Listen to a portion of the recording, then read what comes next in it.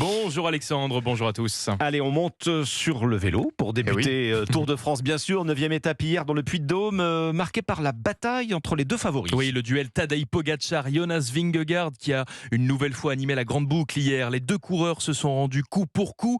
Alors aucun des deux n'a réussi à remporter la course. C'est le Canadien de 36 ans, Michael Woods, qui s'est imposé. Mais à 1400 mètres d'altitude, c'est bien Pogacar qui a réussi à tirer son épingle du jeu, récupérant 8 secondes sur le maillot jaune Vingegaard. Résultat, le leader danois n'a plus que 17 secondes d'avance sur le jeune Slovène.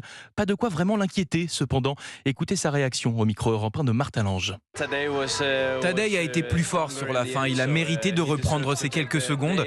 Je dois juste continuer à me battre pour garder le maillot jaune jusqu'à Paris. Je pense que je n'ai pas encore connu mes meilleures journées. Peut-être que la journée de repos va me faire du bien. Et Jonas Vingegaard, qui vous l'avez entendu à parler de repos, et oui, après 9 jours intenses, le peloton s'offre une journée de récupération aujourd'hui, reprise du Tour demain à Vulcania pour le départ de la 10e étape. Allez, journée bien méritée. Du rugby maintenant, Dimitri, l'équipe de France est en finale de la Coupe du Monde des moins de 20 ans. Un ticket décroché hier dans un crunch palpitant face aux Anglais. Palpitant, oui, car nos Bleuets ont su renverser la vapeur, menés 17-0. Ils ont réussi à s'imposer 52-31. Une très bonne performance de nos jeunes tricolores qui s'offrent la possibilité de défendre leur titre. Pour cela, ils vont faire face aux Irlandais vendredi, un 14 juillet. Voyez-y peut-être un signe. Oui, alors si on parle de Formule 1, en revanche, c'est la Bérésina tricolore, Dimitri. Une journée noire hier pour l'écurie française Alpine qui a vu ses deux pilotes, Esteban Ocon et Pierre Gasly, abandonner lors du Grand Prix de Silverstone. Ce dernier clairement dépité après la course. Écoutez, c'était au micro de nos confrères de Canal+.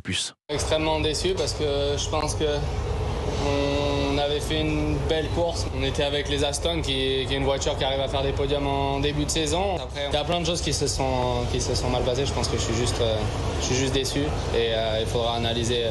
Et voilà, on va continuer de travailler. La déception de Pierre Gasly. Notez que ce Grand Prix britannique a été remporté par l'intouchable Max Verstappen. Le pilote Red Bull est premier au classement général avec déjà 99 points d'avance sur le deuxième.